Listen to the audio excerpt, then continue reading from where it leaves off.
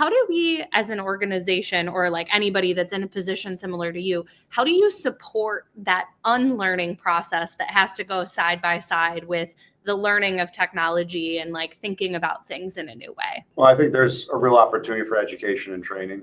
You have to make people feel comfortable, I think, making the change, which requires unlearning.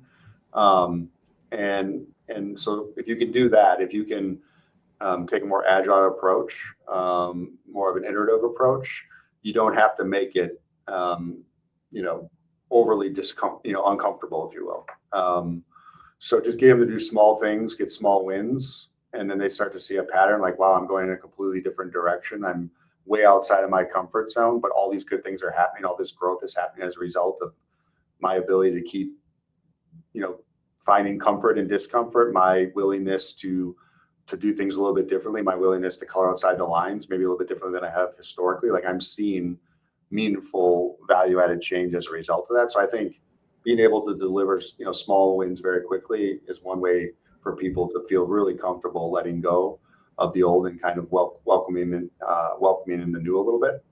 So that's what we've seen. Like and then once you have that behavior and it's being modeled by others, you know, then it's not the person that's behind, you know, the implementation, the project, the change. It's you're pointing back to other stakeholders that are already out there doing it, and that becomes validation for others to also start to unlearn.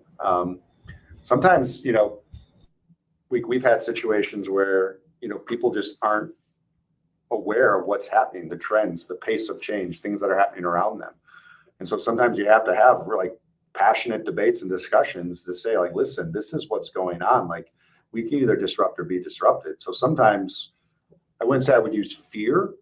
I don't think that's the right word, but you do want people to feel like if they don't do something, you know, if they don't change, if they don't unlearn, like it might not work out. And there's a lot of things happening right now, a lot of disruption that's happening right now that I think is making folks feel that way.